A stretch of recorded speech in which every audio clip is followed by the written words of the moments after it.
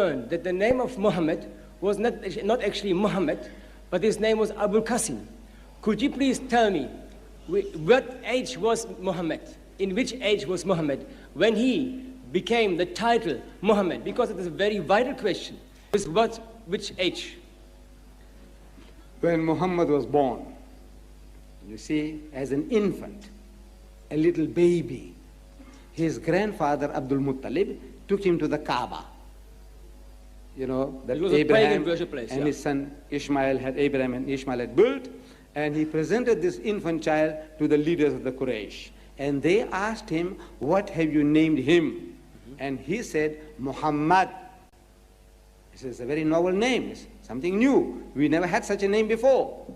He says, I want my grandchild to be praised throughout the world, because Muhammad literally means the praised one. So from birth, the first name that was given to him was Muhammad. Now this expression, Abul Qasim, comes later in history. The Arabs have a system. You see, that if you are the father of a child called Qasim, so you are Abul Qasim, the father of Qasim. You are Abul Ibrahim, the father of Abraham. But you have your own name. So this is a respectful way of calling people by Abu Bakr. It's not his name, you see. But he said, now you are the father of Bakr. So this is Abul Qasim, means the father of Qasim. Read a bit more of Matthew, where Jesus speaks again about the 3 days. This is from a translation of the Bible called the NIV. It's Matthew chapter 16, verse 21, and it says, from that time on, Jesus began to explain to his disciples that he must go to Jerusalem and suffer many things at the hand of the elders, chief priests and teachers of the law, and that he must be killed and on the 3rd day be raised to life. And so I think when you read all of it, he is saying that the 3 days I'm going to die. I've got some other references up here as well as to that, but they're all fairly similar where they talk about Jesus dying. I just want to know what you say that, because there are many verses in the Bible, I don't know how much I want to take up here, but where Jesus says, you know, I did die.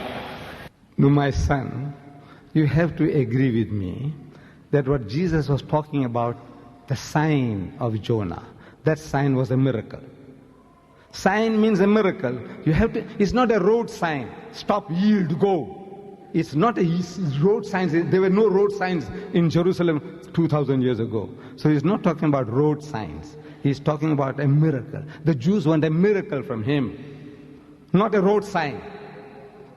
So Jesus said, my miracle is that of Jonah. And then what the miraculous thing about Jonah is that we expect him to die 3 times over, and he didn't die. You see, if I had a gun and I lose my temper and put 6 shots through you, to your heart, and it's shattered, and you die, is that a miracle? Is that? But those 6 shots tearing your heart to pieces, and you laugh. It's a miracle? Yes, yes, that's a miracle. That's a miracle. 6 bullets I put through your heart, and you still laugh.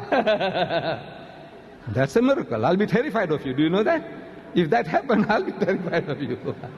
So, Jesus is talking that, look, the miracle mine is that of Jonah. What happened to him is going to happen to me. What happened to Jonah? We expect him to die. We expect him to die at every step. If he died, it's not a miracle. Jesus, if what they tell us about him, he also supposed to die. He is expected to die. If he died, it's not a miracle. If he died, what they did to him, and if he died, it's not a miracle. If he didn't die, it's a miracle. So I'm asking, he said, I will be like Jonah. Jonah is alive, you agreed, and Jesus is dead. And that is in your language of the Englishman, it is unlike. In Zulu, I'm asking the Zulus, Goguba Jengo Jonah.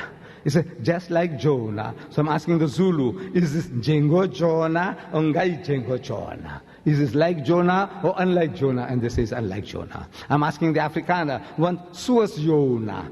You know, like Jonah, Suas Jonah. I'm asking the Afrikaner, is this Suas Jonah or Ni Suas Jonah?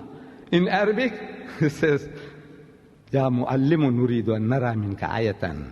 فأجاب وقال لهم جيل شرير وفاسق. Very strong. In Arabic, this statement of Jesus is very, very strong compared to the English.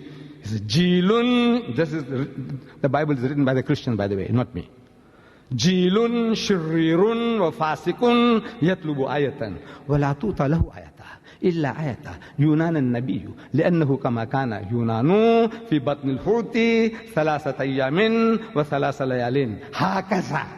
The word I was looking for was hakaza, just like that. So I'm asking the Arab Christian, is this hakaza or la hakaza? Jesus and Jonah, is it hakaza, just like that, or la hakaza? He said, no, it's la hakaza. So come on, you prove now that this statement is a revelation from God. The Holy Ghost inspired Matthew to write it down. Then it is proving that Jesus is if I was a Jew, I'll never accept Jesus. As a Muslim, I believe in Jesus as the Messiah, one of the mightiest messengers, as a Muslim. But as a Jew, I said, look, this man was put to the test and he failed again and again. He's failing. According to the test that he himself lays on himself, he is a failure. He is an imposter. And as an imposter, we killed him. I would have said that if I was a Jew. But as a Muslim, I say I believe that he was a true messenger of God, and you have misunderstood everything. You have misunderstood. Next questioner, please. Thank you, sir. May I have more than one question if I go back? Yes. Thank you. Mr. Deedat, if you quote Acts 2:22, where Peter says that Jesus did by God's power the miracles, which is right, then why would you not accept what Peter says later in the book of Acts, particularly 4 verse 12, about under no other name is anyone saved except by Jesus? You're not trying to prove by that Jesus is God, I hope. No, I'm trying to prove that if you take one source, then why not? No. I would be prepared to accept that. I said, look, he's talking to the Jews. Ye men of Israel, you Jews. Because Jesus came for the Jews. And in his time, Jesus' time, there was no other way. It was identical to in the time of Moses.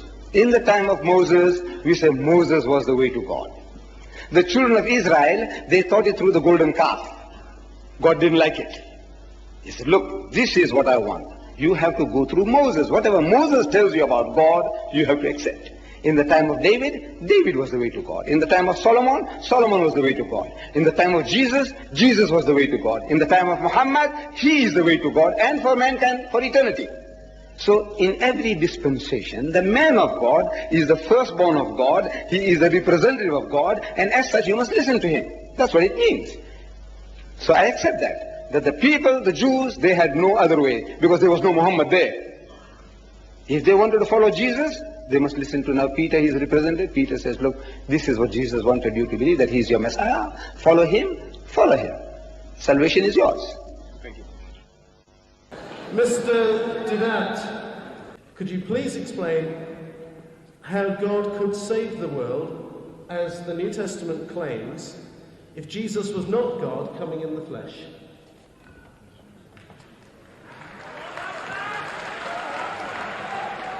Let me first correct my brother Shurosh about Bismillahir Rahmanir Rahim. You see, Bismillahir Rahmanir Rahim means in the name of Allah, most gracious, most merciful.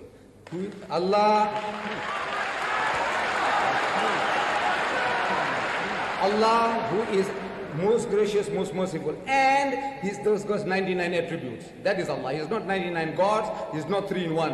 Whereas the Christian formula is in the name of the Father, and the Son, and the Holy Ghost. Okay?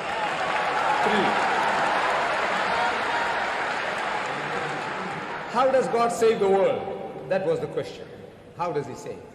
There is only one way. And the way is believe in God and do good deeds. This is what Jesus says. He says, verily, verily, I say unto you, most assuredly I am telling you, except your righteousness exceed the righteousness of the scribes and the Pharisees, ye shall by no means enter the kingdom of heaven.